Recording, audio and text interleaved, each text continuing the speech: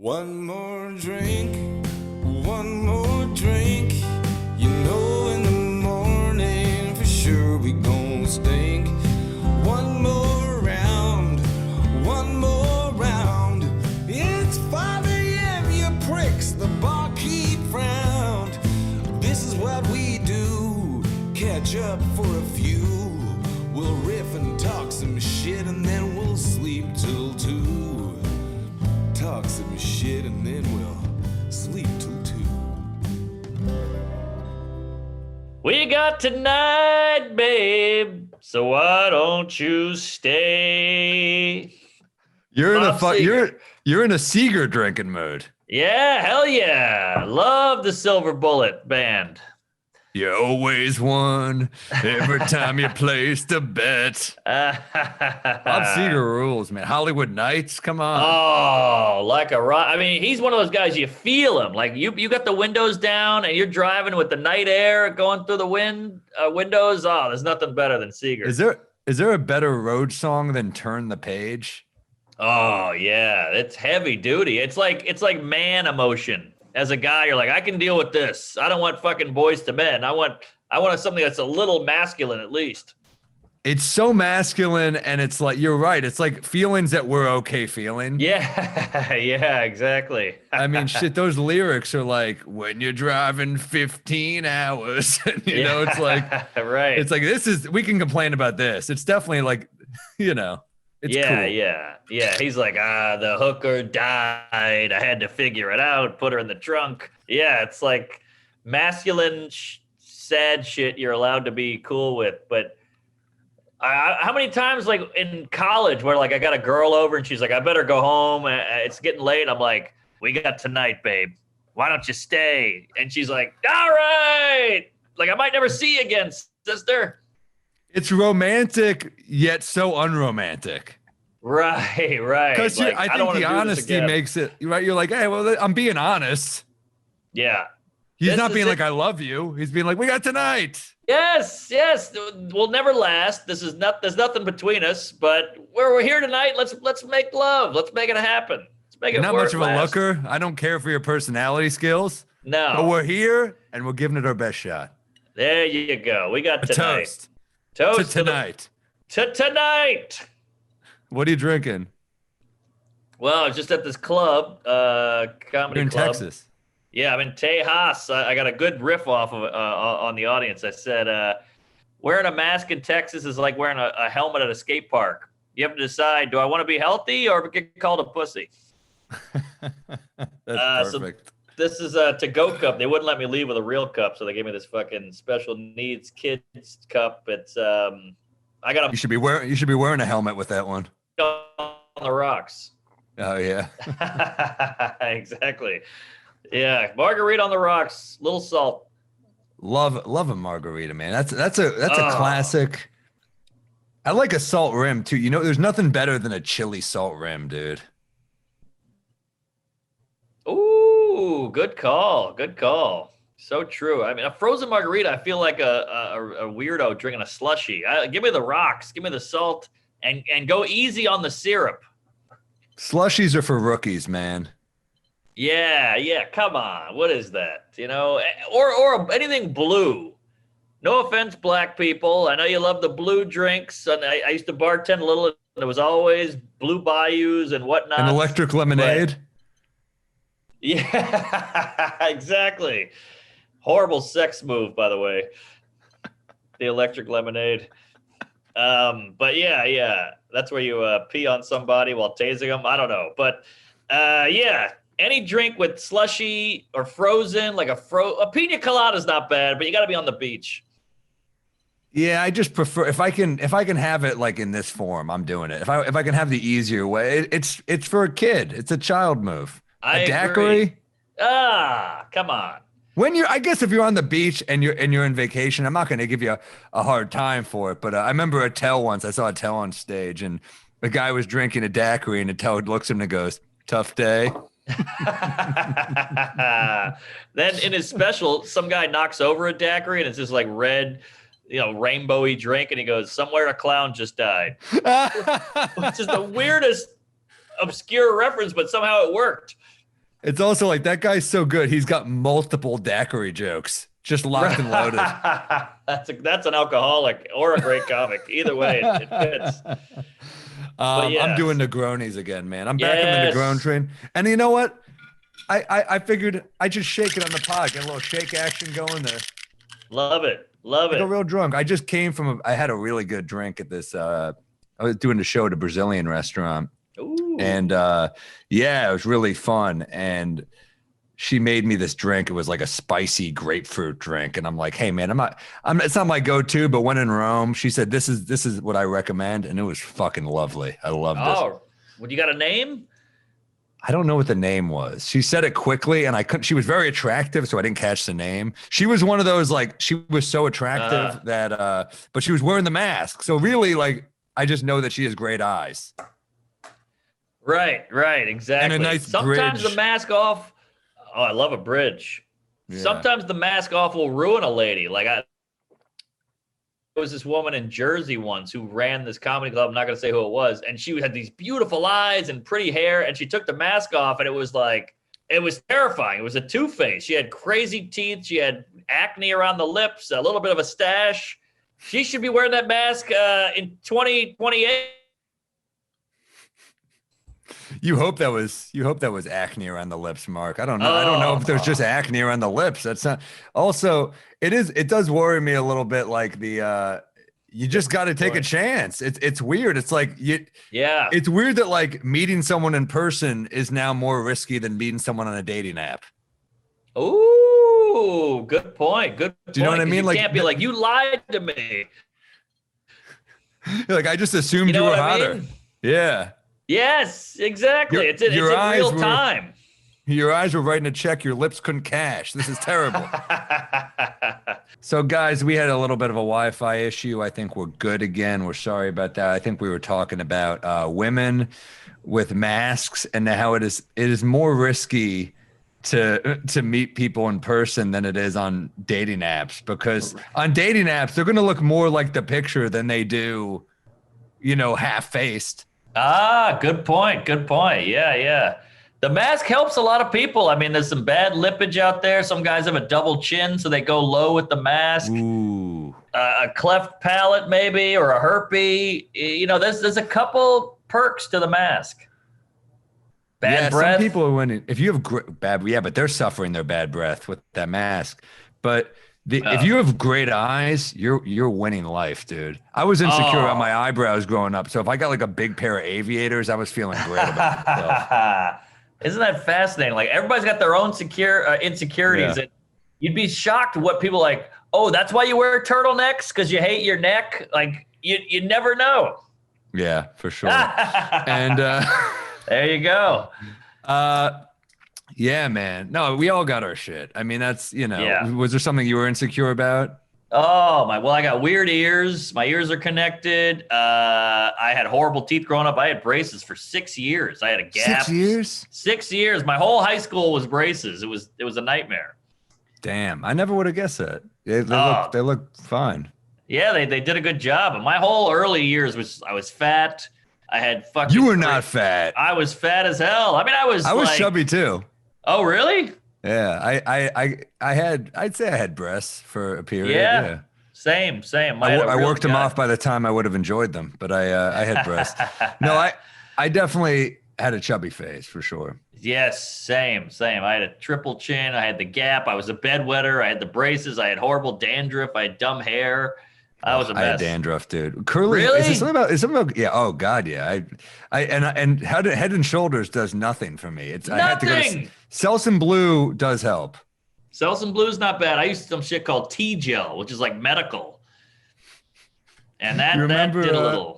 You remember that old commercial, Selsun Blue, where it's like the baseball player and it's the third base coach, I think, and he just keeps scratching. He thinks he's giving him a sign. That was a pretty good ad. That's not bad. That's not bad. That's just me sounding old. That's when advertisers had fucking balls. I remember Sure, Unsure, and they had the BO.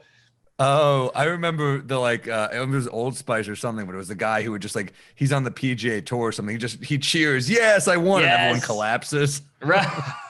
That's fun stuff. That's not bad. Yeah, Now they you'd would be never like, do that. that's offensive to people with bad body odor. Right. They can't help it. It's like, oh, shut the fuck up. We all have bad body odor. You got to put the deodorant on, God damn it. But yeah. Thank God women are nice about it. Women are nice. Where like if you smell like, oh, you might need a little. Yeah, women are great, and thank God for ladies, because if they got BO, you just assume she's homeless or on drugs. But if a guy has BO, it's like, he's working hard or he skipped a shower day. Yeah, he hit the gym. I didn't go to the gym. You must have been in the gym. I wasn't. I wasn't in the gym. And I'll go so far as I've heard a few gals say they don't mind a little BO. Yeah, I think people like on a primal level, maybe. Yes. The natural scent, you get like a little, but I like the same what goes. I like when women, like I like when they smell it like something nice, but I also, when you get that real smell, it's kind of hot. Oh, yeah. I don't mind like if the vagina, Schumer used to always say when the vagina smells like soup, that's when you know it's the real deal. And I completely agree. Get a good clam chowder going. A nice little. That's what they want to hear. You're like, lentil? All right, I'm down. Split pea? Wow, a vagina really is a split pea. That's fucking it well really done. is. Yes. You really nailed it. Yeah, man. I do like a natural scent. There's something about a natural scent that is pretty hot. Hey, we're all animals at the end. We can fight it all day long with our cummerbunds and tennis shoes and condominiums, but we're animals, baby.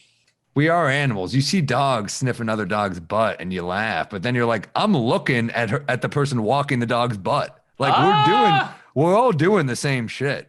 We're doing the same shit, and a dog's ass is nothing but information. A dog's ass is like a Tinder profile. It's like a file cabinet of what's he eating or what's she eating? Where's she been? What is she like? Is she sick? Is she healthy?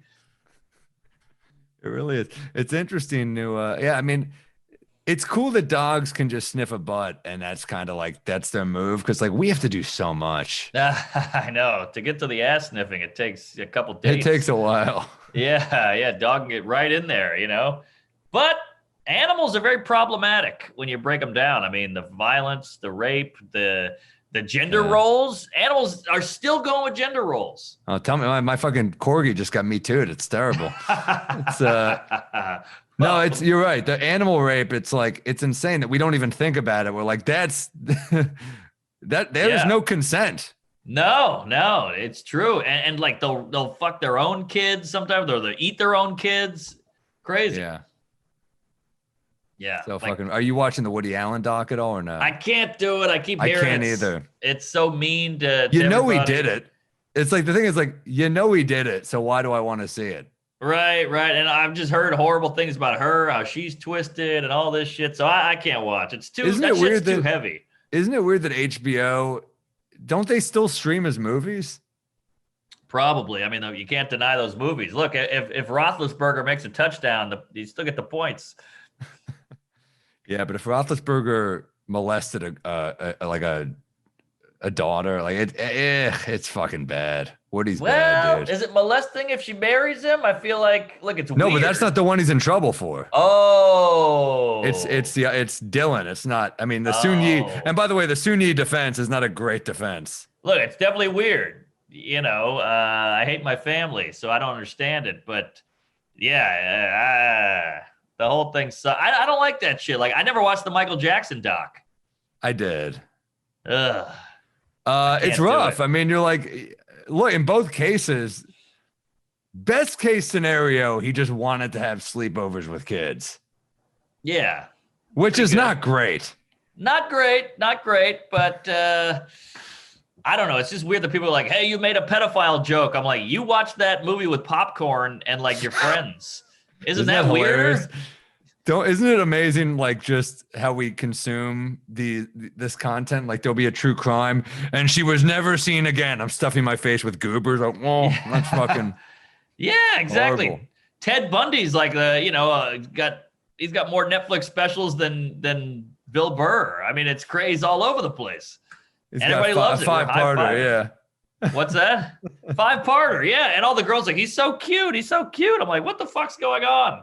Well, it's crazy because Woody Allen did, it's like he wrote a book and it's just basically about his childhood in Brooklyn, which is like if Sandusky wrote a book only about football. We were like, cool, there's other shit we'd like to hear about. Right. We'd like to hear it from your side because all he writes is like a very brief, like, this is bullshit. This is not true. And then there's like behavioral psychiatrists on the other side. We're like, this is not looking good. Yeah. Wayne Fetterman's Woody Allen joke? It's one of the best jokes. No, hit me. I love Fetterman. He goes, I love Fetterman. He goes, Woody Allen's my hero. All these years and still married to the same daughter. That's great. That's a great little misdirect. Great, clean, pedophilia joke, basically. Let me go back to the margarita for 1 second. Sure. The slushy. Mm-hmm. Do you ever get a brain freeze? I always hear people go, I got a brain freeze. Yeah. What is that? I've never had one in my life. Oh, it's literally what it sounds like. It's like a headache. It's like you're just like, it goes away. And it's like, you never get it from like. I've never gotten it. I guess when you're a kid, you get it from ice cream and stuff. Yeah. I think you're just downing it too quickly and it's cold. It's talk about a fucking first world problem. Right. Yeah, that's true. I don't know if anyone. Yeah, I mean, shit. I do love a margarita. I do love any of those like tequila based cocktail. And I love what I love about margaritas are just the options. Like you could just throw any fruit in there. That's true. Watermelon, mango. I like a spicy mango one. You throw that's my go-to. If I'm doing a margarita somewhere, that's my There's move. even a jalapeno margarita, which is also delightful. What's better than jalapeno and tequila? It's great. It's great. You get the little kick of the tequila, a little kick of the spice. Everybody wins. And you get a real spicy butthole the next day. It really you really feel it. I mean, I drink a lot of coffee. So it's like when you combine that with like, I like hot sauce on my food. Then you combine the spicy cocktail. You're like, oh, you're just like, you're not going to be able to you can't travel far from home. No. And your dog's going to smell it when he sniffs your butt. Thank God dogs can't drink. That'd be a whole different butt sniff. That would be fucking great though. If your dog could just get fucking. Did you ever have the friend who would like blow weed on their dog? Yeah, I hate it. I felt so bad for the dog. Like, yeah, this is speaking of consent. Right, your dog doesn't want to be high right now. Don't turn your fucking dog into a loser too, man. So true. And your dog's paranoid. He's like, is that the mailman? What the fuck? He's freaking out. I mean, the dog's looking at him like, do you even like me, dude? Do you even fucking like me? Right. Like, I got to stop chasing that cat. I'm a dick. But hey, you mentioned Brazilian. I wanted to get this joke in. Best thing about a Brazilian restaurant? No pubes. All right. They can't put pubes in the food because they don't have any. Brazilian wax. That's a nice little throwaway right there. I like that. I'll tweet it tomorrow. You go to Brazil. That's your fucking opener. Yes. All right. I got to get on my agent. Book me something. What do they call it in Brazil when you get a pussy waxing? They call it a wax. Just a wax. Yeah. I guess so. It's like Chinese food in China. It's just food. Yeah. I wonder I think it's a different type of wax museum there. It's just figurines made of hair. That's funny. I never got the wax museum. Yeah, it's not for me. It's just kind of like it's a tourist trap. Yeah. Here's the one thing I like about the wax museum: when the celebrity will fuck with people. Oh, that's good. A few years ago, Carmelo Anthony just did it, where he's from the Knicks. He just kind of chilled, frozen, and then scared people, and like that makes a whole trip. That's the best. Yeah, that's amazing. And fun for the guy, too. He gets to scare the shit out of people. And then they go from biggest fear of their life to elated. It's him. The best one is, too, it's like there's certain people get a picture with. You're like, you think you're fooling anyone? You think you're coming back? They're like, dude, you met Saddam Hussein? Holy shit. Right. You met J-Lo and Brad Pitt in one outing? Holy hell. Holy shit. And with the same weird, subtle backdrop. That's so strange. Yeah. And I never got any of those. Like, I went to LA when I was in high school as a fun trip with my dad. And we did the Homes for the Stars. And you just get into like a shitty bus with no top on it, and you're like, oh, that's Candace Bergen's garage. Like, oh, great. We did a similar thing with my family when I was a kid, and we went to LA, and we did all that kinds of stuff. But I remember the highlight. My dad somehow got us like tickets to watch. It wasn't the actual taping, but it was like a run through of Frasier. What? So we watched them like working it out, and it was crazy. It's like Kelsey Grammer and David Hyde Pierce like going over notes, and just like they're incredible live, dude. They're like, because they're like stage guys, so they're just so fucking good. Like, you know, there are people that were like, whatever, Frasier. First off, it's a great show, obviously. Yeah, great, underrated. But the acting on that show is insane. Yeah, these are theater pros. But I saw they're bringing it back, and it's like only Kelsey Grammer. What? They're rebooting that? They're rebooting it for Paramount Plus, but I've never heard of that. I don't even know what that is. It's a new Viacom thing. It's like CBS All Access is now Paramount Plus. So they have a big library, all the shit that Viacom's running to the ground, you know, Comedy Central, BET, MTV, shit that defined our generation. Right. And now young people are like, huh? Exactly. It's like the Cosby Show. We're like, this is one of the best sitcoms ever. Oh, that's ruined. All right, we don't talk about it anymore. Different reason, but yeah. All our shit. Woody Allen, Bill Cosby, it's all fucked. A lot of people they're dropping. Cosby. I mean, Woody Allen's really at like the top of like. It's weird. I feel like early 2000s, he was still going strong. He had like Vicky Cristina Barcelona, Match Point. We're like, you're pulling big talent with these movies. You're getting like Javier Bardem. He's got to just go to Europe where no one gives a fuck. Like Polanski did. Yeah. He did The Pianist. Was that him? Yeah. Yeah, that was killer. That won Best Picture even after the scandal, which is that'll never happen again. How funny is it the Oscars gave him like a lifetime achievement award in like 2003 or something, and then like they're like, Kevin Hart had a homophobic tweet. I know. So much has changed. This guy. You need to apologize for a tweet. Meanwhile, Roman Polanski, you're a genius. You're so good. Ass plowing a gal, a child in a hot tub. We can look past it. But this guy said, Polanski did some dark shit. Dark shit. But if we're just talking about the work, Chinatown's one of the best movies of all time. Great movie. Masterpiece. Terrible shit. He's done terrible shit. Like I said, Ray Rice, he still gets those numbers. Not anymore. He's long retired. Oh, is he? Shit, I gotta keep up. I'm off. I want to do a thing. I always want to do a bit about like how he hits a woman in the elevator, and you keep seeing it on YouTube, and there'd be ads before it, and it's like someone's profiting off this shit. Yeah, hey, that went viral. I mean, it's a hit. It's good. People like it. People want to see it. Yeah, so it sucks that that's his highlight reel now. It went from like all these great moments in the football to just an elevator, 6 seconds in an elevator. And you know how much harder it is to accomplish what he did than to just be a fucking domestic prick. You know what I mean? Like, I know to reach what they reach and then to just be a piece of shit. Like, what a fucking letdown. I mean, you could say the same for Jared Fogle. I mean, this guy was fat as fuck and then, made a name for himself losing weight. And then became a millionaire as the Subway guy, and then boom, child porn. Yeah, he lost weight, and he was carrying even more weight than we ever knew. On his shoulders, and he fit a lot of kids in those pants. I knew Subway wasn't to be trusted when I tried their avocado spread. That was bullshit. This ain't avocado. They were slumming it. Subway is falling harder than Woody Allen. I mean, they really they had a moment where it was like, we're healthy, and we fucking believed them. I bought it. Subway. Hook, line, and sinker. Give me the crab. Give me the tuna. Give me the tofu sub. Foot long. Was there a tofu sub? Oh yeah. That was a fake meat or whatever you call it.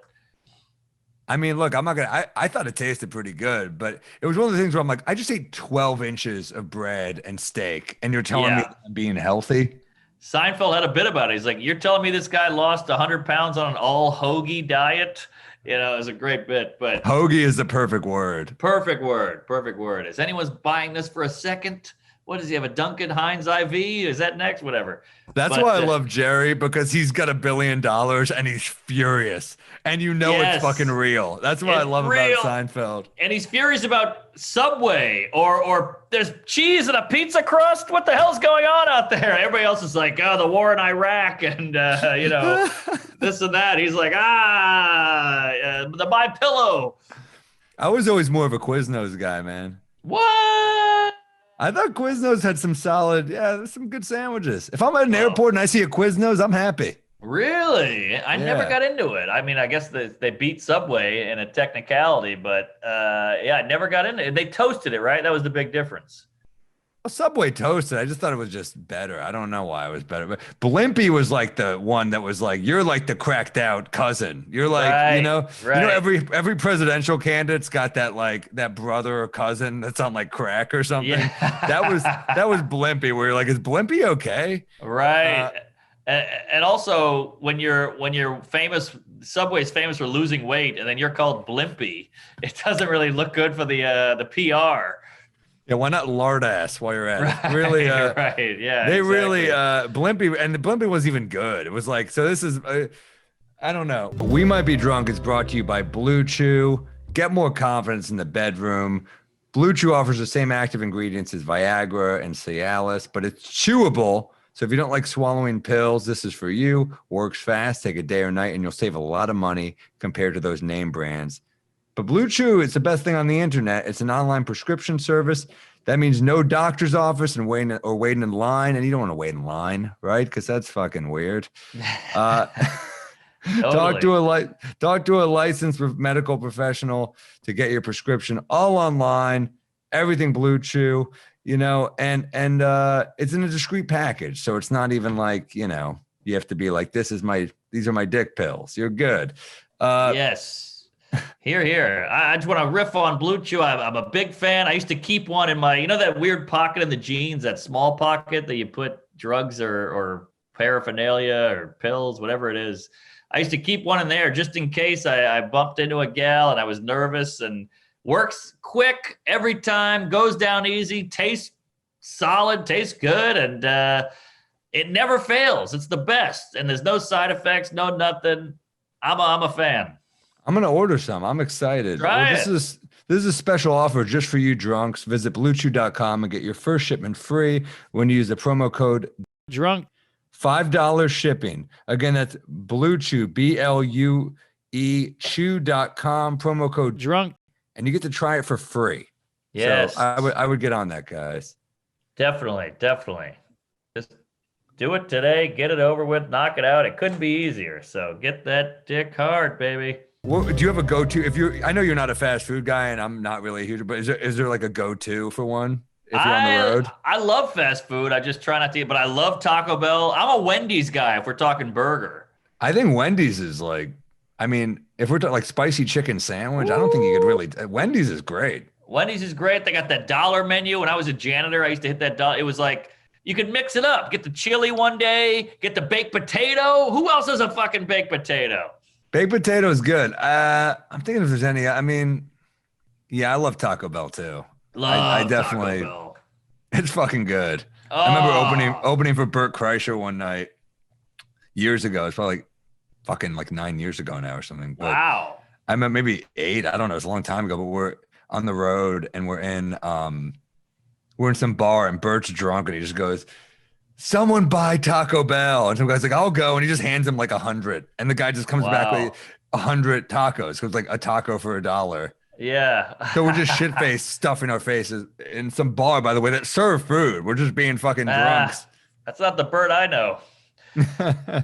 Wow. That's so funny you say that because I did maybe they didn't serve food. Maybe, I don't know, but.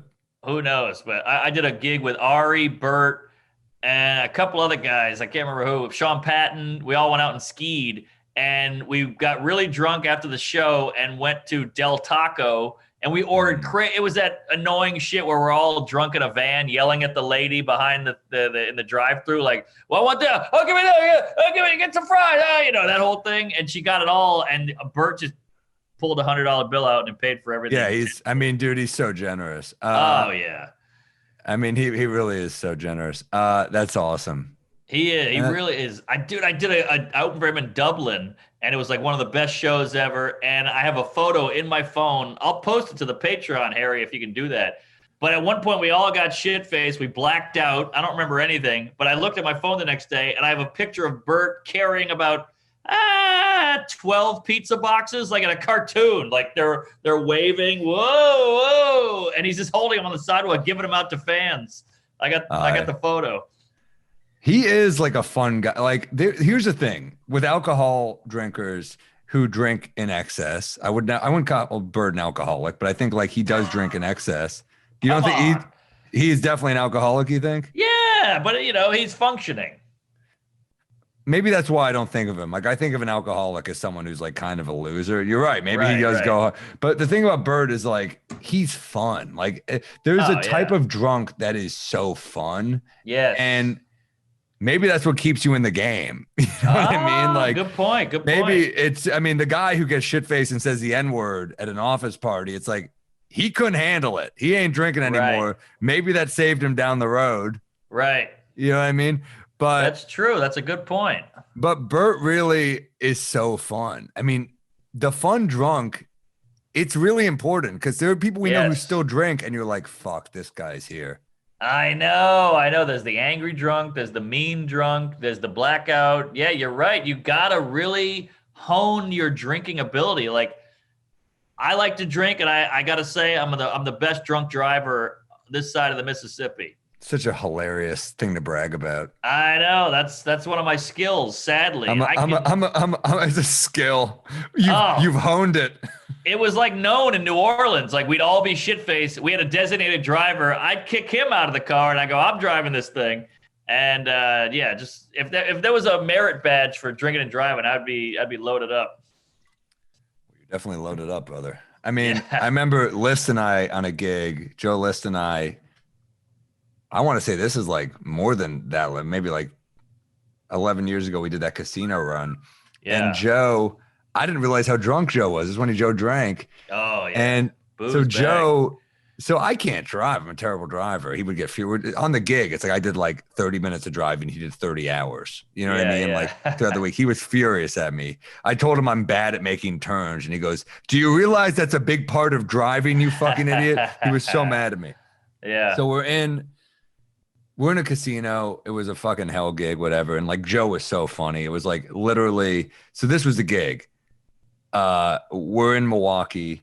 It's during the playoffs. The casino's under construction. So they moved the band Cheap Trick from the music room to the comedy club. They moved Joe and myself to the bar during the playoffs that the Brewers are playing in. So we're like, hey, can you turn the game off? And they're like, no, it's the playoffs. And we're like, well, can we do shorter sets? And the guy goes, not if you want to get paid. So we're like, oh, it's one of those gigs. Yeah. So Joe is fucking killing me because he goes on stage and the Cardinals are kicking the Brewers' ass. And Joe just starts cheering so hard for the Cardinals, like, fuck Milwaukee, fuck the Brewers. He's commentating on their just demise, just infuriating them. And I have to go on after him because we kept swapping the order. Oh, God.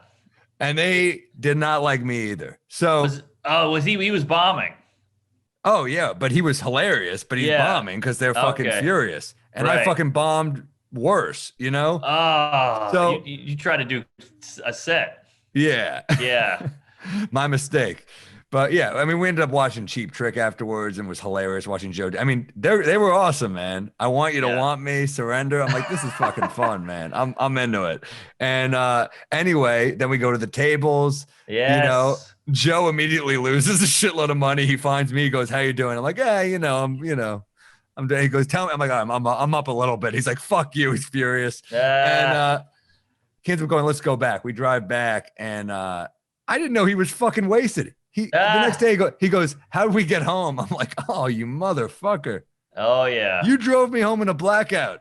Yeah. Well, and I'll tell you, he was in a blackout far better than I ever was. Well, you know, these guys that grow up in Boston, they're drinking like since they're 13. Yeah, you got to get good at it. But I mean, who's got that great bit about how a blackout is just time travel? You know, you wake up. Anytime you're like, who's got that great bit? 75% is David Tell. Especially if it's about blacking out. But yeah, or as I call it, time travel. There it is. That's it. Yeah, you wake up, you're like, oh, all that driving is done. I parked the car, I got out, I came inside, I had a sandwich. I don't remember any of it. I shit myself. You wake up, you're still not assistant manager. You're banging the girl on the fry lid. Right. She's retarded, but those titties ain't retarded. Yeah, it's a classic. One of the best albums of all time, folks. If you haven't checked out Skanks for the Memories. The best album of all time for any comedy album. Skanks for the Memories by David Tell. You think the best? I think it's the best comedy album of all time. Wow. Dude, what tops it? I mean, I think Killing 'Em Softly is up there. I think that's a special. It's not an album. Oh, okay. Good point. Because we're going Killing 'Em specials. Softly is phenomenal. I love Chappelle. I mean, like as a special, that's tops. It's like that. I love rocks. Bring specials. the Pain. Yeah, I love, Chewed Up is great. Incredible. Back in Town by Carlin. Yeah, we could do this all night. All day, baby. Yeah. All day. Even live in concert with Pryor, I think is one of the best specials. Oh my God. I'll say that for sure. I love, the closing on Live at the Sunset Strip when Pryor's doing Jim Brown. He's doing the whole bit about freebasing is like the funniest. Where you're like, man, I hope no one has to live through this shit. But like if they do, thank God they can make it this funny, Pryor rules. Totally. Oh yeah. I mean, just to come out, it's on Netflix now, by the way, live in concert, which is so great. I showed it to my girl. She's younger and she liked it. She hates anything. She's got the phone in her face. She's Pryor's a genius, so. He comes out, he's like riffing on The Room. He's doing a special in the 70s, riffing on The Room, riffing on the guy in the front row, talking about the seats and black people stealing the white people's seats. It's all riffed. It's unbelievable. He's just like a natural. Well, the comfort is not. Comfort just shows you like this dude was born to be this. Yes. Like it's not someone who's like, here's my set. It's someone who's like, look at this look at this guy. This guy's coming in late. You know what I mean? Like that comfort level. And then he has the jokes too. So it's like, right. I mean, he's got everything Pryor, He's got everything. He's got every tool. Yeah, he's so fucking funny. The word on the street is he did 2 sets. And the first one, big bomb. And the second one, he was just like, fuck it. Let's just go balls to the wall. And that's why it was so good. That's what you ever heard the Mitch Hedberg Comedy Central half hour story that he did like 45 and just bombed the whole time and they Swedened it. Yes. And then it was a huge hit. And no one could tell. Well, when the jokes are that good and you Sweden it, no one can tell. Right. But that's why at one point he's sitting on the stage like this sucks. I'm fucked. But they sweetened it and the public loved it. It's one of the best ever. Oh yeah. The glasses. You're like, who is this guy? He was so different. He was so weird. He was so outside the box. It was great. I mean, Rice is great when you want 2,000 of something. Yeah, it's so fucking good. I mean, all those old. I love his. I'm sick of following my dreams. I'm just gonna ask them where they're going and catch up with them later. I'm against picketing, but I don't know how to show it. I mean, come on, that's like Groucho Marx level shit. Yeah, it really is. You're right. It's like old timey comedy, but no one can. That's what it is. He's disguising it. It's kind of like The Big Lebowski. It's like we took an old timey detective movie, but we threw in a burnout so you guys can't tell. Right. Well said. The sleuth is a guy who's just a fucking, he's just a hippie, like a burnout kind of hippie. Well, that was Hedberg. I mean, he's doing like the Stephen Wright type, one-liner comedy. I guess he would do a little more than that because he would tag it up. But yeah. I mean, it's the best. I mean, Hedberg's the best. He's so funny. He's the best because his delivery system was so different. He's like, I got long hair. I got fucking rose-colored glasses on. I'm a heroin addict. And that rhythm, you could say anything in that rhythm, that cadence. It was innocent.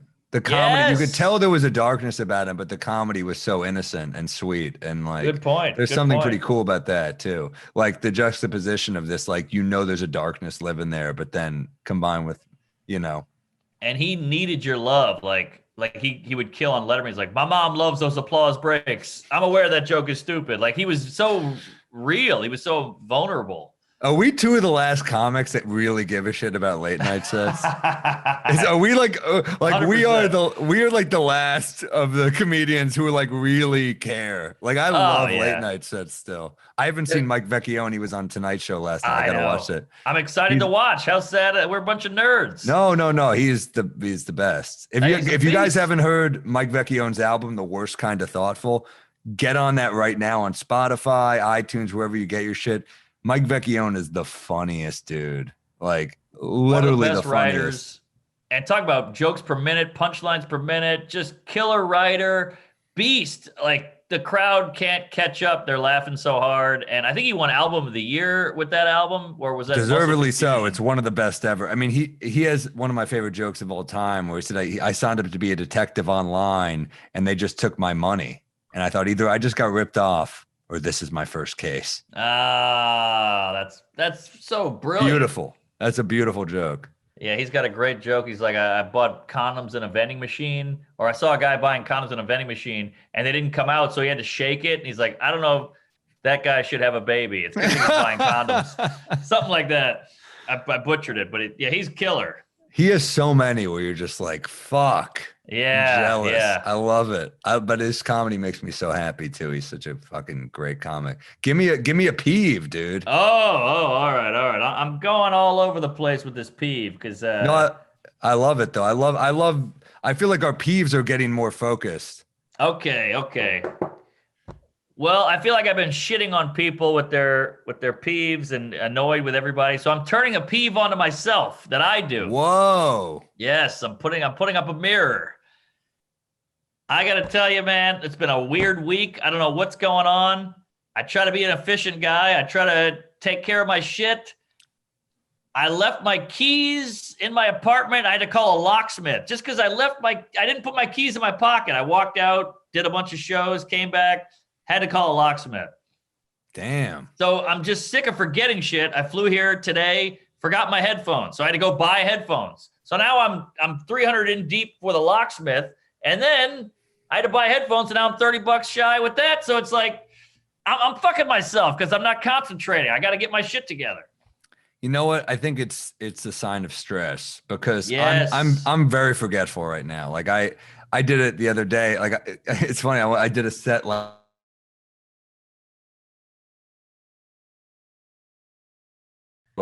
AirPod thing, the container thing. Oh, yes. So I think it's just, we forget shit. We're stressed, man. This is a stressful time we're all living in. And we're almost at the end of, I think, the worst of this shit, I hope. I think we're all losing our shit. I don't even think like you should hold yourself. I mean, the keys thing sucks. I think about that all the time. Like I thought I lost them tonight, and it turned out I just put them in like a jacket pocket instead of a jean pocket. Yes. But like that's the stress where you're like, I could have forgot them, and now I'm locked out. That's what we're living in, man. Yeah, totally. And I hear my dad's voice like, "Come on, son, get your shit together. You're an adult now." Blah blah blah. And I'm like, the key is such a cunt because it's just one little thing. It's almost like a passport. Like you forget your passport, it's just like a piece of paper, but you got to go all the way back and get it, And it's just such a little. The key is this big, and it ruins your whole fucking night. The key is a cunt is really what is. I took from that. And I'm with you, man. It's so tough. Like I have friends who are telling me to invest in cryptocurrency, and then they break down how you like have to engrave it into a metal thing to remember the code so you don't get it stolen. Then you put that in like a safety deposit box. And I'm like, I'd rather not have that much money. I'm good. This is stressing me out even just listening to it. And I know people are gonna say I'm a fucking idiot. I'm so disorganized with everything but my jokes. That's literally, guess what I never forget? A little fucking, I got 2 joke pads in my back pocket. I got 2. I never forget those pieces of paper. I forget other shit constantly. I'm with you. I got a stack of notes right here. I never forget it. It's the only thing I remember. Yeah, and I have forgotten it before, and you want to kill yourself. Like, you ever lost a notepad? Holy shit. It's like losing a child. It really is. I don't like the phone as cause then you start typing, then you're like, this is not the same. I like writing because it starts entering your brain. You start. Yes. and it flows out of you with a pen. With typing, I'm like, I don't need more time on my phone either. I'm trying to avoid the phone if I can. Good point. Yeah, then you open it. Now you're on Twitter. Now you're on Insta. Now you're on Grindr. Gets me every time. And this is a more relatable pet peeve. That was just me. I got to get my shit together. But I hate when people ask you a question and then they ask you another question before you finish the answer. Like, I'll give you an example. I go, they're just not listening. Yeah. And you're like, did you care about the other one, or what are we doing here? Like, what city do you live in? I live in New York. What kind of car are you driving? I don't drive a car. Did you see that movie? And you're like, did you care about the question or not? Don't ask me another question before I'm done with this fucking first answer. The fucking lightning round? What are you doing? I know. Man? This is crazy. Drives me nuts. So I got a lot of that. Nuts. Oh, yeah, those interactions are tough because you're just like, not only do you not care about me, we lack a rhythm, so I don't feel comfortable. It's so true. It's terrible. That's a huge peeve of mine. I like that with you. I feel like I've never felt like it's a weird thing to say to a friend, but like I don't feel uncomfortable with you ever. I never like, right. You know what I mean though? Like I feel like I've known you for so long that it's kind of just, I'm also a little drunk. Listen, Mark. You're hitting on me. Come on, just say it. You want to make out. Look, this might be these Negronis talking, but no, I just never. I don't like being around people that this is the most obvious sentence ever, but when they just fucking start, when they start like cutting you off or chiming in a weird time, it throws your rhythm off, and your heart kind of starts jumping a little. You're like, oh, okay. Yes. Exactly. Now you're on edge. You're like, am I being interviewed? And I guess you didn't care about that other question. And are you just asking me shit so I start talking and I'm feeling dead air? Or do you actually give a fuck? That's what it is, I think. I think it's nerves that the person might be nervous so that maybe they have like a social anxiety. But now you're giving me social anxiety. Right. You're making it worse. Yeah. The feeling of the dead air is. Yeah, that's what podcasting is all about, brother. I know, and, but I don't mind dead air. I'd rather dead air than phony questions and bullshit chit chat. You call it dead air. I call it fucking peace and quiet, my friend. I mean, this is silence when you're with another person it can be wonderful when you're just comfortable with the other person. You ever just with your partner and you're just sitting there and it's quiet and you're like looking at the sun and you're like, this is cool, man. Oh, it's the best. That's when you know you're with somebody you can actually be with, when you can actually have a moment of silence. Like I drove on a road trip once with a girlfriend, and we talked barely at all. And then when we did talk, it was like deep and thoughtful and weird. And then we just go back to silence. It was great. I love that. Yeah. It's important, man. I got a lot of peeves, man. I got a lot of peeves. Hit me. I'll tell you. I'm hogging it. Well, people who are like, you ever do this? Ever talk to someone? They're like, oh, you like this? I'm like, yeah. They're like, well, you like that? And I say, yeah. They go, well, which one do you like better? I'm like, well, I don't know. They're different. They're like, all right, well, say you have to choose. Yeah. I'm like, do I work for fucking BuzzFeed? Why do I have to, like, are we doing a list? Like, why can't I just like things? I don't like the people that pressure you into ranking things. Yes. I think that's another nerves thing, or they think this is good bar convo. Like, we got a real topic going, buddy. Shut up. Let's just talk. The top 10, I have to be like, it really has like that energy of like, click for the next slide if you're ready. I don't like these websites that are like the 50 top things and you have to click for each one. I'm like, I'm never going to use your website. Never. If it's a website where they're like the top 50 episodes and it's one page, I'm like, cool. I'll look at that. Yeah, but they know what they're doing. They know they got you by the balls, and you got to click over. Oh, now there's an ad. Oh, now there's another ad. Oh, it refreshed me to somewhere else. And you're like, God damn it, I just want to get the top 48 over here. Yeah, it's the fucking worst. Yeah, so I'm with you on that. Basketball or football? Go. Hey, what is this? That one's easy for me. Know which one I like. That's true.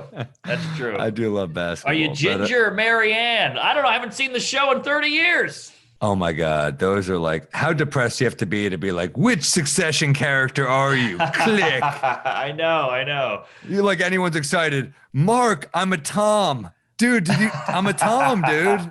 You know how much I know. like Tom. Right. What celebrity you look like? Shia LaBeouf with AIDS. I got it. I'm moving on.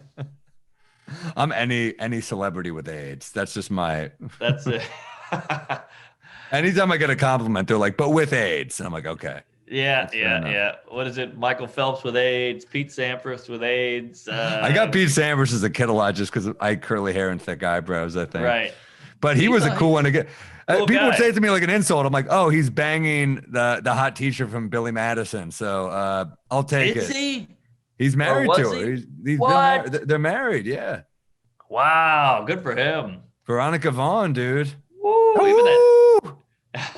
even that name is hot. Veronica. Well, that was her Vaughn. name in the movie. That was. Oh, okay. About to say, Jesus, you got to be hot. That's a lot of pressure on a That kid. Veronica Vaughn. That All right, Oh, Chris yeah. Farley, man.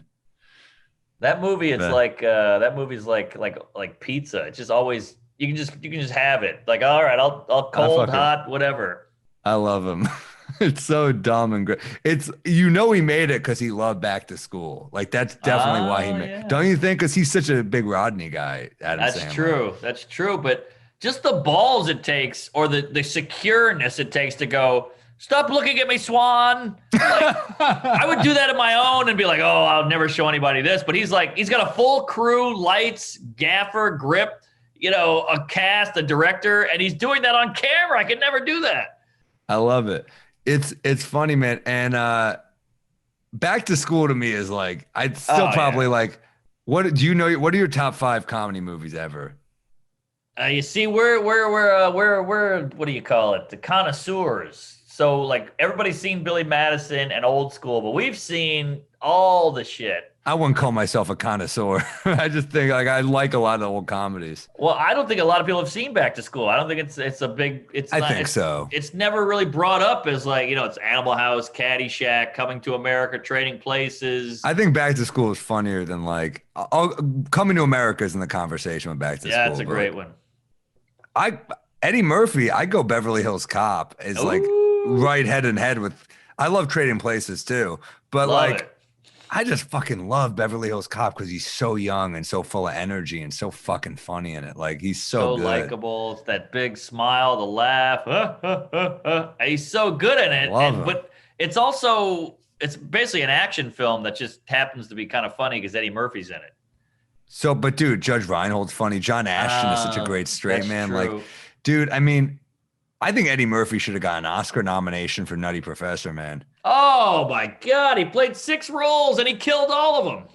Tell me that's not better than at least 4 of the nominees. That's that a year. good point. Like, Good what point. he did with that movie, like, is it a perfect movie? Like, it's a good comedy, I think. Like, what I don't like people get nominated for like okay movies all the time when they're Right. great. Eddie Murphy fucking is incredible in that movie. Incredible. I mean, he played the mom. He played the dad. It was insane. And he played the that was Dave Chappelle. But Oh, fucking Chappelle rules in that movie. he kills it. Bitches be shopping. I mean, he started that whole trend. That was just a Dude, character he did. He plays Sherman and Buddy Love, so he's like, Yes. so he plays this fat, lovable loser, and he also plays the cool, like asshole prick. Yep, yep. I'm like, dude, Eddie Murphy's range is insane. And here's a sneaker. Here's a sucker punch. Bowfinger is amazing. He's amazing in Bowfinger. Nobody Amazing. brings it up. Bowfinger's a really good movie. Really good. Really, he's amazing. He plays this nerdy guy with braces. It's incredible. It's a complete transformation. You're right. He's incredible. He should have an Oscar. I mean, He got fucked because Dreamgirls was kind of like, they're like, all right, well, finally we're taking you seriously. And I think he lost like Alan Arkin or someone he's Right. great, but it's like, right. dude, Eddie Murphy's singing, dude. He's got like a fucking perm. Like, just give him the Yeah. Oscar. The guy fucking rules. Even in Coming to America, the barbershop scene, he's the old Jewish guy and the other guy. Insane. Unbelievable. But they weren't like the problem with the Academy Awards, and there's so many, obviously, but they don't Sure. take comedy seriously. No, never. And like they don't give any love to any comedic actors unless they do some bullshit dramatic movie that Right. is not as good as the comedy they're doing. Yeah, that's so true. Well, I guess it's hard to take comedy seriously. I mean, they're being funny. It's not serious. But then if a guy has AIDS. But it's got to be like a dramatic actor in a comedy. If it's like Dustin Hoffman and Tootsie, they'll look at it. That's true. But if it's a comedic actor, they just don't respect them. I'll tell you what's up there with that is Robert Downey Jr. in Tropic Thunder. Unreal. I mean, he was a black guy. It was unbelievable. That's one that like he is a serious actor that they respect. So that's one that like could have happened. Yeah. You know, but that would be fun later. Like, oh, you're going to cancel everybody with the blackface, but you're giving it to that guy? That would be a fun thing to throw at him later, but he didn't win. So. Yeah, they just don't really give it unless you're like, no. Though if Anthony Hopkins does a comedy, they're like, we'll bite. But if it's fucking, you know. Will Ferrell, who's, obviously a genius. Jim Carrey, nothing. Did Carrey get nominated for anything ever? I mean, he maybe got nominated for The Majestic, which was like a shit movie. And then Truman Show, I think, got nominated. Truman Show is good. That's good. It's good. Good movie. But yeah, you're right. No comedy. Who else is who else deserves a comedy? I mean, Jim Carrey in The Mask is fucking insane. Like, it's not like a perfect movie, but he's insane. It's cheesy, but he's incredible in it. I know. He really is. Damn. Speaking of cheesy. Robin Williams won for Good Will Hunting. Good Will Hunting. He's incredible in that, though. Yeah, he really is. Stop fucking with me, Sean. Don't fuck with me, Sean. People hate on that movie, man. I love that movie. Yeah, Joe hates it. Yeah, so does Ronan. They just think it's them sucking each other off. I think it's I love it. Great movie. Yeah, it's like, man, I think I just like people shit on Ben Affleck. I think he's fucking great, man. I think so too. I think The Town is like one of the best movies the last 20 years. I love The Town. The Town. Incredible. It's fucking incredible. It's incredible. Yeah. People Affleck's a pussy. I'm like, he's a great filmmaker. What are you talking about? I know. I mean, wasn't Jeremy Renner in that? Was that him? Yeah, it was fucking incredible. He's a killer actor. He's up there with Tom Hardy, I think. Dude, when they do that scene when he's like, I need to go to a place, I need to beat the shit out of these people, and you can't ask any questions. He's just like, where do you want me to go? Like that type of loyalty. That's fucking incredible. The Town is I think it's on Netflix right now. It's so fucking good. Maybe it's on the Amazon. It's streaming on one of the streamers. I think it's Amazon. I feel like Boston had a run where it was like, all right, this is the last bastion of like cool American white guys. Because the white guy got weird and everything, and it was like American History X. It was like, what the hell's going on with these honkies? But I feel like Boston had a little bit of edge, and they had the accent, so they kind of. Ed Norton should have been our De Niro. He just didn't get the roles, but he is Ed Norton. I remember when American History X as a kid. Like, obviously, it hasn't aged like perfectly. It's like very melodramatic, but he's incredible. Like, he is undeniable. He says that fucked him up. By the way, that movie changed him. Yeah. Fuck, I heard he's a dick. I love him so much, though. Really? I think he's like the best. Are you kidding me? Ed Norton? Great. Fight Club, Birdman, American History X, Primal Fear. That was like his breakthrough. That was incredible. That was his first. That was introducing Ed Norton. He got an Oscar nod, dude. People versus Larry Flint. Directed Keeping the Faith, solid rom-com. Cast Milos Forman in the movie, which I fucking love him for. Like, because he just loved him. Wow. I mean, Ed Norton fucking rules, dude. Not to mention Red Dragon. Never saw that one. It was one of those Hannibal sequels. It wasn't bad, but Ed Norton does a good job. He's a leading man in it, and he pulls it off. He is fucking great. All right. What other pet peeves you got? We went off on a movie tear there. I got to think, this is on me too, I think a little bit, but I get bummed when someone does something shitty to me and then they apologize immediately and they don't even give me like 45 seconds to be annoyed. Oh, interesting. Give me an example.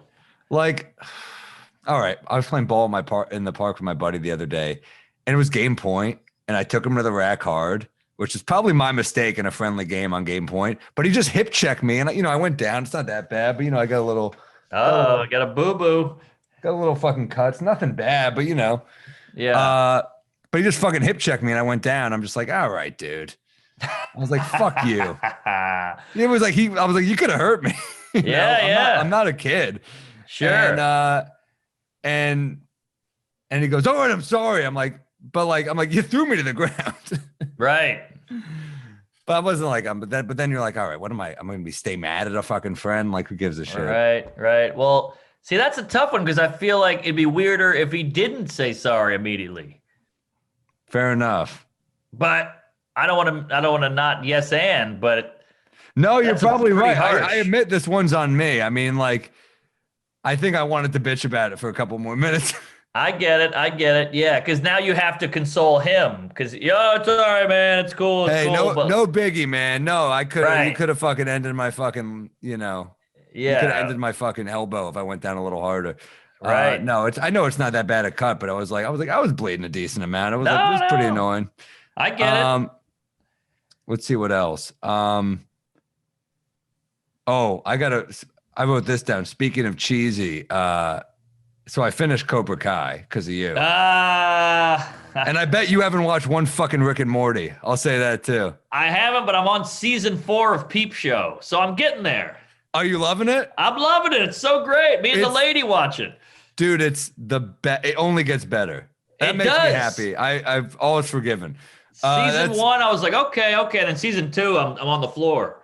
It's one of the great shows of all. It's in my top 5 comedies ever, no doubt. Well, it's lowbrow but still smart. Like the main guy's obsession with war is so funny. Like he's always like, I'm storming the castle in Prague or whatever the fuck. You know, I love that shit.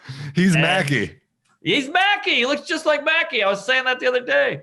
It's perfect. It's really funny and they'll go crazy and weird. They're like, all right, kid, who would you rather suck off, me or him? And he's like, I'm not sorry. And then cut to like the kid's all weird. He's like, what happened? He sucked me off.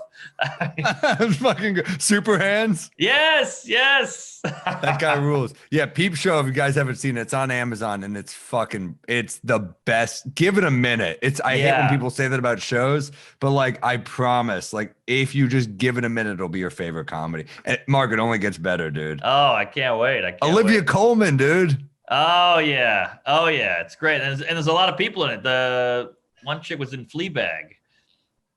It's Olivia Colman. Oh, okay. There you go. Also a great show, by the way. Fleabag's great. She's so good. I mean, every time she looks at him, she just looks so upset. Just like the acting of her just looking so, when they're going skydive or when they're going bungee jumping. I mean, it's fucking incredible. Yeah. So good. I love every girl. He's the best character, by the way. The nerdy guy is like, she's the one. Mark. Yeah. I mean, I kind of love them equally, Mark and Jez, but like Super Hands makes me laugh the hardest probably because he's just fucking. Yeah. So I've been watching Cobra Kai and like, dude, it's so cheesy. Like it's cheesy to the point that I'm like, this dialogue is trash. Like it's just bad dialogue. I don't like Ralph Macchio's character. No, he's a smug, and I guess that's part of the plan. That's part of it. Like it's believable that kid would grow up to be a fucking dude like that. Yep. I love William Zabka on the show. You're supposed to love him. He's the protagonist. It's from the bully's angle. It's great. He's a great actor. He is. He really is. He's got chops. There's scenes where I'm like, this is kind of heavy. Like the show, the premise, it's so funny. Like kids just obsessed with karate. Like the idea that they're just like all about like, he'll have a realization like, I'm done living in the past. It's okay to think about the past, but to live in the past is pathetic. Yeah. And the next scene is like his sensei from high school, like, you're fucking dead. I know. It feels so dramatic and Shakespearean. They're in a strip mall in a fucking karate dojo, and it's the end of the world all of a sudden. He's fucking teaching 13-year-olds, and it's so dramatic. It's also hilarious where they'll just like trash someone's house and the next scene they don't even acknowledge it. I'm like, this is someone's home. I know. And then you're like, there's a weird love scene. And then you're like, am I into this girl? Is she 11? What am I doing here? It's so, there's a lot going on in that show. It's basically a kid's show. I know what you mean. You're like looking up actresses' ages just to make sure you're not a creep. You're like, she's 25. Exactly. Good. All right. That's fucking like, good. She has tits. She doesn't. What's the difference of ages here? What's going on? Yeah, it's tough. But Brett It's Ernst hilarious, is great too. in it. Oh, dude, Brett Ernst and Dana Dude. There's two stand-up Yes. comics. The two guys who work in Ralph Macchio's shop are funny comics, man. Yeah. I love it. They're good. They're good actors. But But there's a reason this show, it's wildly popular. Like it got to #1 on Netflix for a while. And I think So it's cool. just, it's so cheesy. It's so over the top, but there's something to it where it's like this protagonist or underdog thing. I don't know. It hits home for some reason. you know what it is? It's a guy who's down on his luck, who's made mistakes, who's doing his best. And that's just so relatable, especially when it's a Yes. guy who is familiar. I mean, Yes. first off, shout out to William Zabka, is the bad guy in Back to School.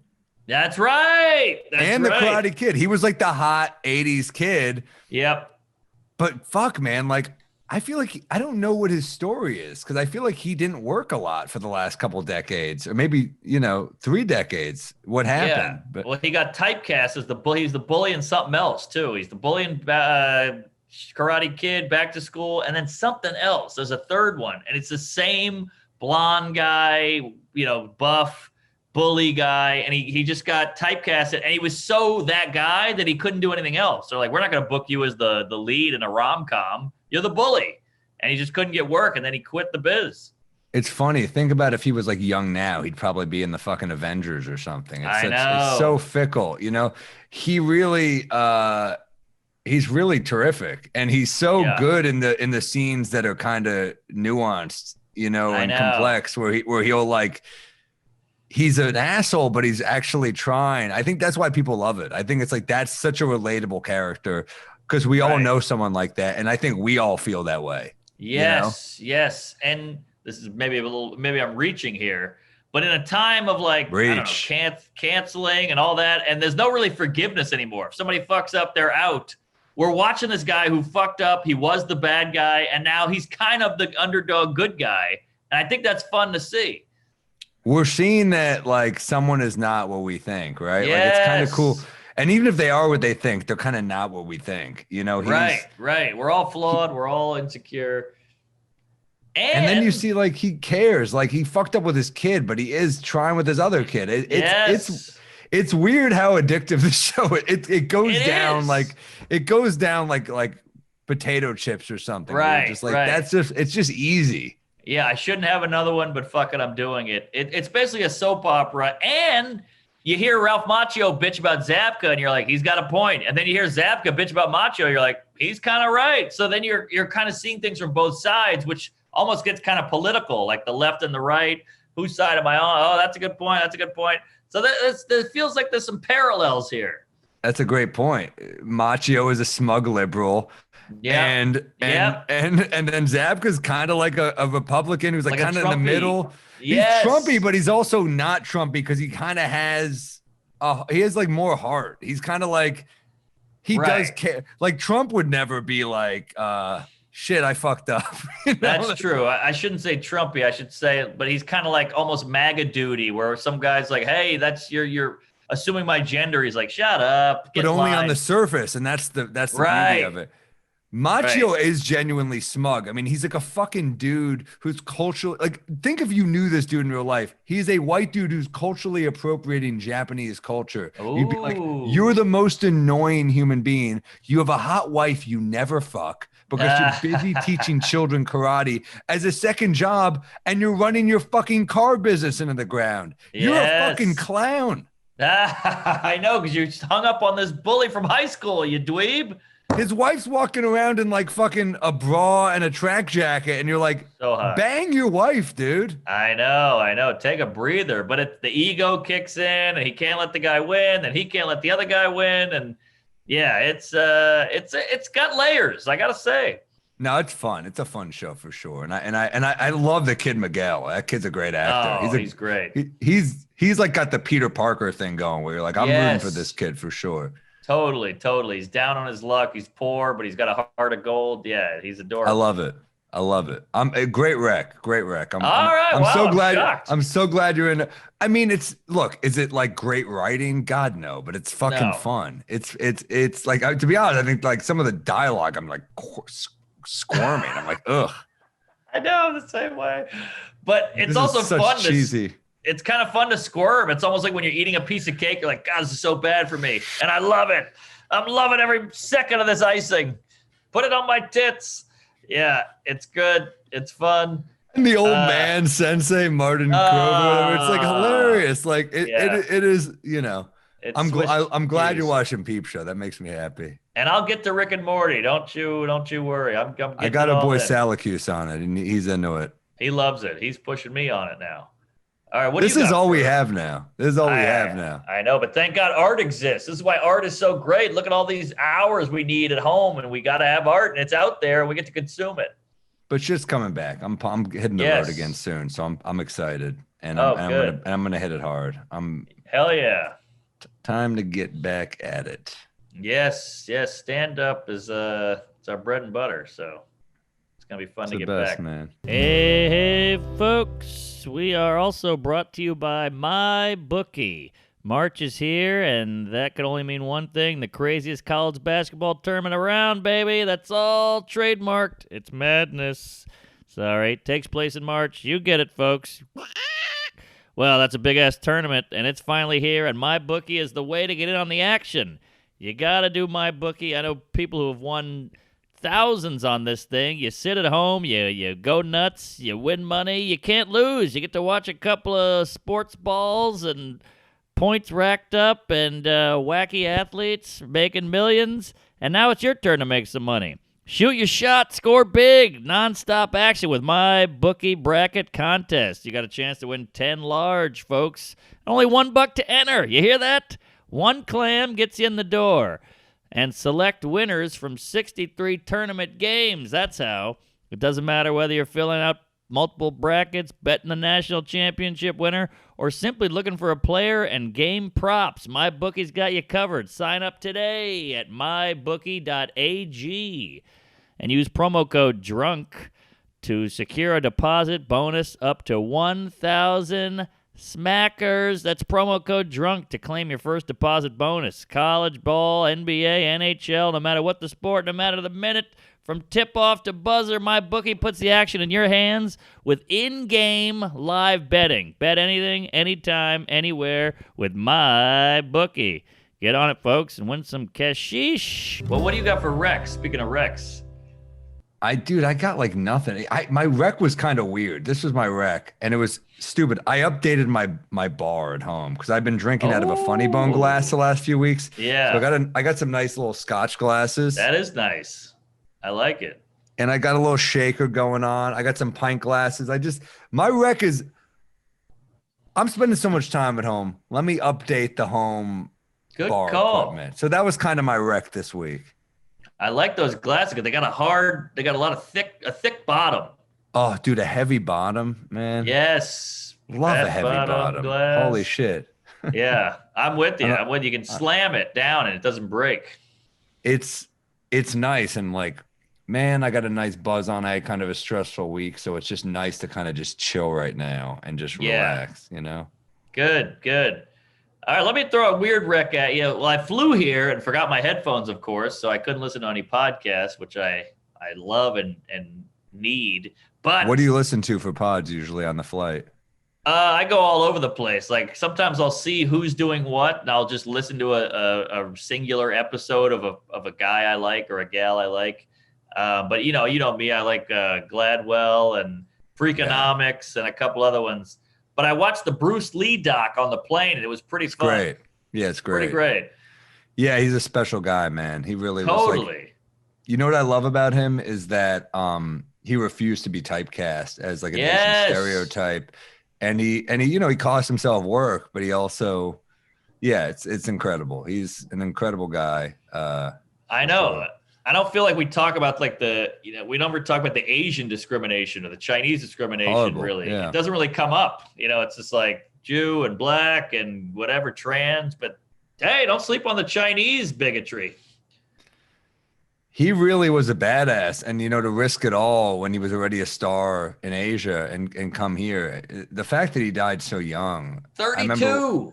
I remember watching that with someone else, and she was just like, I had no idea this was coming. She didn't know he died so young. I mean, he had so much ahead of him. It's just so tragic. I know. He could have done so much more. Enter the Dragon just showcased the charisma he had. I mean, I remember like what a cool movie that with Jim Kelly was so cool in it. It was just a badass movie. I know. Kareem Abdul-Jabbar is fun in that. It's just so crazy. No, he's not in that one. Which one is he's in another one? He's not in Enter the Dragon. Okay. But Kareem was boys with him. Kareem would pay him for lessons, which I'm like, how fucking cool is it? Kareem Abdul-Jabbar might be the coolest fucking dude. I know. Luau Cinder. Yeah, played for the Lakers, was a martial artist, wrote for Veronica Mars. It was in the writer's room. He does everything, dude. He's like a jack of all trades. If you ever read, he does like op-eds, and they're so well written. He's such an intelligent guy. Wow. He's one of the, and he's the NBA scoring champ. Yeah. And he's 7'1", 7'1". What a guy. He's such a legend. Is he still around? Yeah, he's around. Okay. Because tall guys tend to not age well. Wow. I mean, I'm hoping that changes. Yeah. Well, yeah, I'm talking about 7'1". Like, that's freaking nature shit. Well, Bill Russell's still alive. He's like 86. So. Okay. All right. No, Kareem is the coolest, man. Such a cool guy. Cool dude. But yeah, good movie. But I want to direct this because I always do docs. So I'm throwing out this movie. If you've seen it, I hope. If you haven't, you got to watch it. Captain Fantastic. I've never even heard of it. Oh my God! It's this underrated movie. It's Viggo Mortensen. I don't want to give it away, but his wife dies, so he just says fuck civilization. He takes his kids. They move to the woods and live in the woods. They hunt. They build a hut and a house and read every night and build a fire. It's so amazing. And then they have to go into town to go to the wife's funeral. And the kids are young, so they've not learned how to live in a society in a city. And it's an eye opener. Captain Fantastic. It's on Netflix. Check it out. I love Viggo Mortensen. So good. The movie, it makes you think because you're like, maybe it is nice to live in the woods. Maybe society is gross and capitalism and fast food and all that shit. And then you see them in the woods and they're like, they need medicine and they need a teacher and they need social skills and all that shit. So it's like, which one is better? It's fascinating. Wow. Yeah. I mean, it's, I've never heard of it. I'll give it a check out, man. I've been just watching feel good shit, like what you said, like Cobra Kai. I've been just rewatching South Park episodes because it's just putting me in a fucking happy place. It's so silly. And they have the new vaccination episode, which I'm going to watch after this. And there's so many great, I mean, South Park is just fantastic. I mean, that's talking about like greatest movies of all time. That South Park movies, that's on my list for sure. It's up there. I mean, talk about, like with comedy taking a hit with like, I don't know, people getting upset and you can't say this. That is animated. So they are doing the like top notch balls to the wall commentary that no one else can do. Yeah, they're kind of uncancelable. They've kind of just they've kind of almost been grandfathered in because they've been around since before these fucking dumb rules applied. Right. And they just have never given a fuck. And never. They're just so smart that they literally go after everyone, that it's made them. And it's also like, I think the mob's gone after them enough where they're just like, we don't care. Yeah. We're good.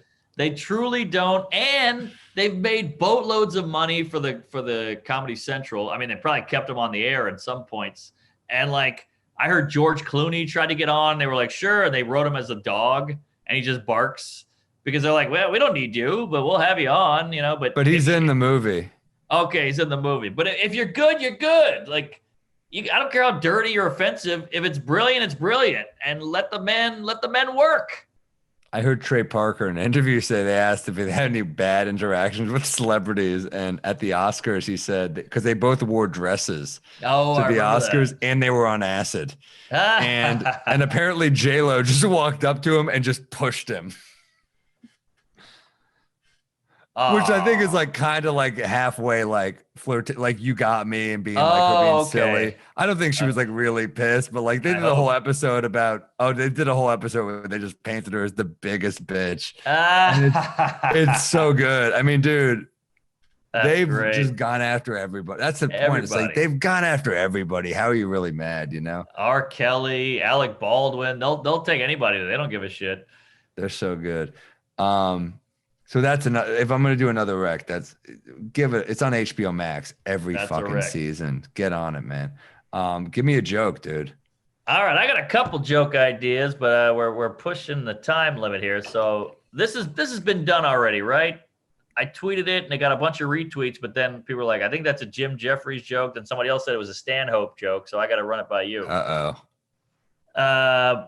You know, like people get mad when a Caucasian plays a Native American, or people get mad when a regular, what do you call it, biological woman plays a trans woman. You know, you can't do that anymore. But what about the fact that hot actors and actresses are playing ugly people like Monster or, whatever it is?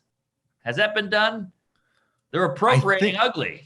I thought Tom McCaffrey had a bit like that. I could be wrong. I'm a little buzzed. Okay. I think he had a somebody's bit about got it. like,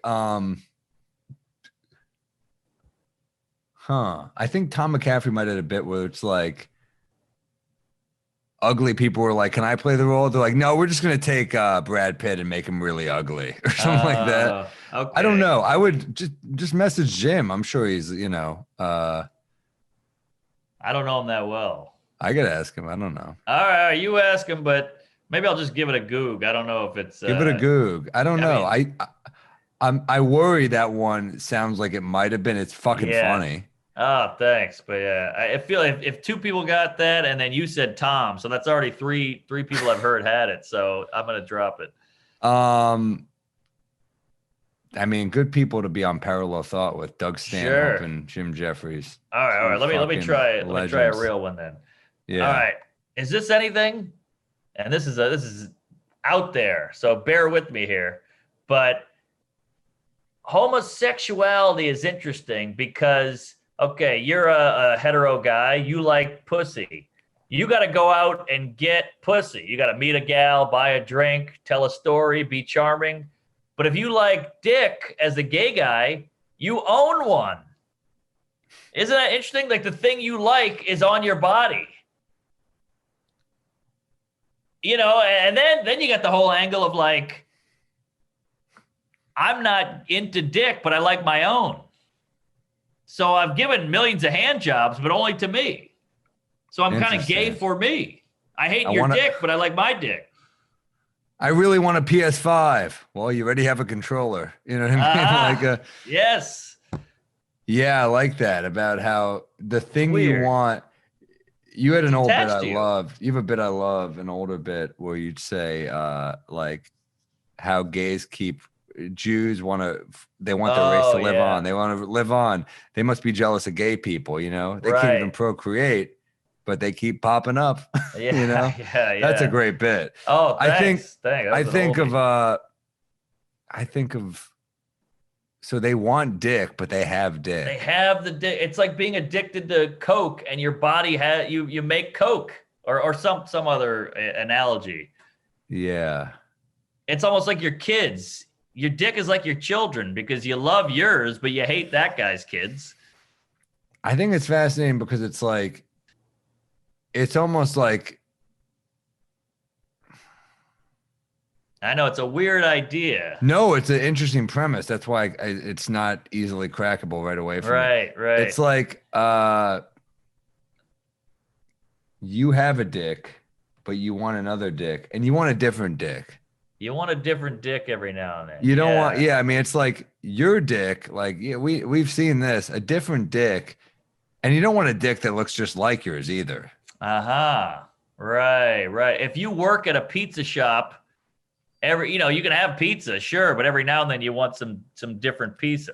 You want a deep dish or a calzone or something from another place. I like that. You work at thin crust. You want to go out for some deep dish. There you go. Okay, that's better. if you're eating at McDonald's, if you're working at McDonald's, you don't want to eat at McDonald's. Yeah. But you will. You will if you have to. Because, But if someone says, let's go to Wendy's, you accept the invitation. well, if you're gay, you're not into Wendy. But I Fine, see what you're Burger saying. 'Cause King. yeah, but if you're gay, you still, it's just fascinating to me that you have the part that you are attracted to. That it is interesting. Yeah, Yeah. you have what you want. It's just you don't want yourself. You don't want yourself. You'll settle for it when you're alone at night, rubbing one out in the shower or whatever. Is it kind of like cooking at home versus eating out? Oh, now we're getting somewhere. That's interesting. You're like, shit. I mean, like, I guess everything's closed. I can make myself some eggs. Right. And us heteros, we eat out every night. Double entendre there. You got it. I like the idea. I like the angle of eating at home versus eating out because I think it's a clear jack off fucking someone else angle. Right. That's a good angle. I think what that's a about- great premise. What about the premise, the second part about how I have a dick, and I'm not gay, but I like my own. Is that a separate thing? Like I'm gay for me. Yeah, it's interesting. Like we'll jerk our dicks off, but we won't suck our own dicks. Eh, You would? I've tried. I licked it once. I've licked. But All it's like, right, there we go. well, you do just to know you could do it, but I'm not gonna Right. want to. I don't want to. It's not really my thing. But like, if a guy jizzed on you, you'd fight him. But you've jizzed on yourself. It's my own jizz. Exactly. I think the difference is it's consentable jizz. Right. It's just. I Funny, mean, I'm guys, agreeing on. Guys, I are like, think also- I'd never touch a dick, and you're like, you touch one every night. I don't know. Maybe I'm The reaching. thing is, jerking off is almost like doing the dishes. It's maintenance at home. You got to True. do it just to make sure shit stays okay. Right. So you don't shoot up a school. You got to do it. Have you Right. know the dudes that don't jack off enough? They're like the dudes that are just like, you're like, that dude hit on her way too hard. Right. Yeah, that's true. All right. That dude hasn't had a home cooked meal in ages. Yes, home cooked meal. It's made with love. I like that angle more than I jerk a dick off. I'm not,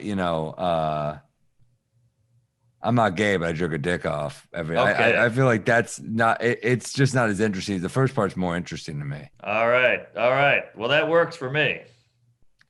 I have an angle What do you about. So I have a couple jokes about my biological dad. First up, I have a thing about like how he's like the type of old school guy who like wants the baseball game on, which is convenient because it's like you can't bring up real shit when the game is on. You can't. Right. Can't be like, there's a 2-2 count. You're like, speaking of 22, those were the amount of years I didn't hear from you in, or like, Yeah. or like, Yeah. so that was like, oh, there's a shot to the gap. Where was he on that play? You're like, where was he? All right. Or something like that. I don't know. Also, you basically as your son or as his son, you've been benched. It's like, hey, yeah, can I get in the varsity? Dad, I mean, I'd like to play. Can you play me? Jesus Christ. So that was one part. The other part was like, so I have a half brother I've never met. So at one point I asked him, I said, we kind of look alike. And I just said, Wow. I'm curious. I'd like to meet him. And he said, I floated it past him and he didn't really bite. I was like, man, that was like the most corporate way to describe me never getting to meet a blood relative. You know what I mean? It's like, right. That's hilarious. We ran it by the people upstairs and they didn't really work for them. Yeah, they I don't weren't know feeling it. I don't know what to funny. end this. Yeah, those are two different bits, but all surrounding the dad, the biological dad. I think there's a lot there with the baseball thing too. Yeah, I was thinking a lot about like Yankees games because you go to a Yankees game. What do they always play right after the last pitch is thrown? Is Sinatra Start spreading the news. Right. I'm leaving today. That's more than I got. Yeah. And not to mention, what is the cliche thing to do with your dad and son? Play catch. This guy's got baseball on TV. You couldn't throw me a ball? Yeah, it's interesting. Baseball is so... Dude, you don't talk about real shit during sports. That's why guys like that shit. You talk about like who you hooked up with. You're never like, this is what you like. At dinner, you might have like I need to talk to you about something. That shit doesn't happen during the game. Right.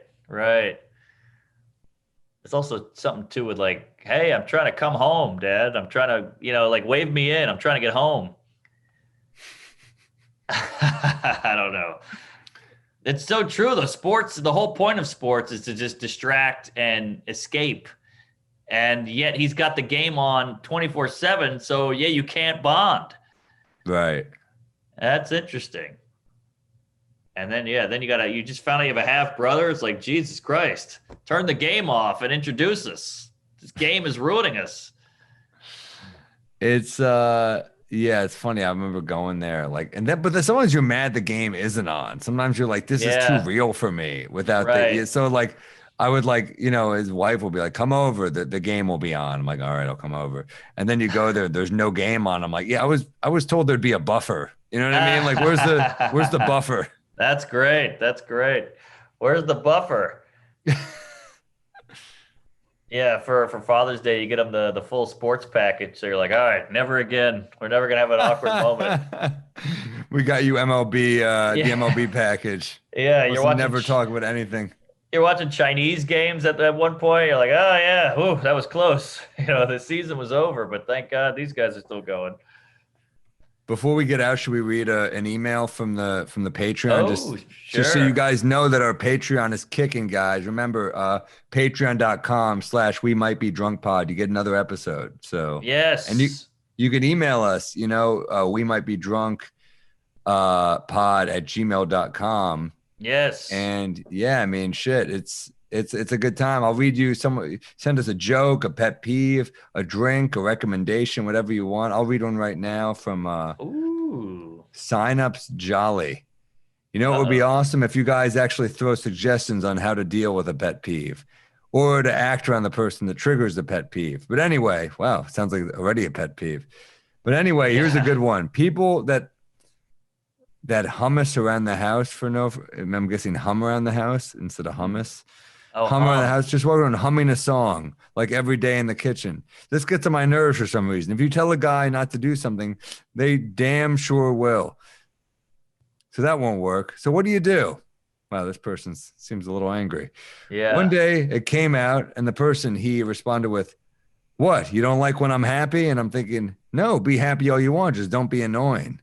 Anywho, I love this bit you guys do on pet peeves. Keep it up. But you probably start throwing slick ideas on how to deal with it rather than being super agreeable with each other, which is also awesome. Right on. Peace. Let me know how you feel about humming when the episode airs. Yeah, what do you think, Mark? I get it. My ex-girlfriend hated when I whistled. Like, I would whistle while I did shit. Like, I'm mopping up. And she's like, don't whistle. I hate whistling. It annoys me. And it was weird because I'm like, does my own girlfriend hate when I'm happy? That's what it felt like, but she just hated the whistling because it was inconsistent. She couldn't concentrate. But I get it. I get the humming, but it doesn't bother me. But I get what he's saying. I've never had a partner who does that, so I can't relate to it. But yeah, random noise would probably bother me. Yeah. I totally understand it. Especially in like close quarters. I could totally see that being an issue. I'm so scared of my partner or whoever being upset that I'm like, all right, she's humming, she's whistling. Great. I'll take it. I'll take the annoying hum over pissed off. You know what? That's a great point. As long as you're not furious with me. Yeah, exactly. Let's fucking dance. I'm in. Here. So yeah, get on that Patreon, check out the email, send us something you hate, you love, you're drinking, you're talking about, your recommendation. And keep drinking and Tell a And friend. leave us some reviews. You guys have left us such nice reviews on iTunes, wherever you listen. Just keep leaving us 5 stars. We appreciate it.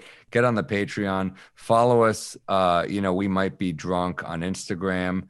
Follow Mark and I, Yes. obviously, on social media. And I'm doing a virtual gig March 22nd. So get tickets on my website. Ooh. Got Bridgeport, Connecticut next month. Got some other nice. gigs coming up. So, Mark, where are you going to be, man? That's a decent room, that Bridgeport. I like it. It's fun. Yeah, I'm all over Got the chased road. off stage there once, but Oh, otherwise really? good. Oh, Yeah. Save that I'll for I'll next save that week. for another one. Yeah. I'm in Lexington, Kentucky. I've never been to Comedy off Broadway. I love it. Really? It's fantastic. Yeah. Oh, great. All right. Classic room. Oh, great. All right. Columbus Funny Bone, Paramount Theater in Austin. Okay. Can I give you a quick recommendation? Please. I don't know if the Keene Raceway is going on. The racetrack there is fantastic. Ooh. If not, hit up a fucking brewery, man. That's where all the bourbon's made. Oh, that's right. I think that's a distillery. Distillery. I'm down. Down. I've had a few of these drinks, man. I'm on threads here. It's all the same. Tacoma Comedy Club, Magoobies, you know Magoobies. I love them all. Hartford, yeah, Spokane, Virginia Beach, Funny Bone. I've never been. That should be weird. Ooh. Portland Helium. This is all summer. So yeah, just come on out, check the websites, follow us on social media, tell a friend, keep drinking or keep not drinking, and enjoy your life, folks. Yeah, I think I got Arlington in May. I got Atlantic City nice. coming up, Arlington, Virginia, Nice. Atlantic City. Yeah, I got some more coming up, and more will be added. So, keep checking the website. We'll post about that shit though. But keep telling your friends about this podcast. I feel like it's a great podcast, so I hope you're enjoying it. Yes, same. Here. Bottoms up.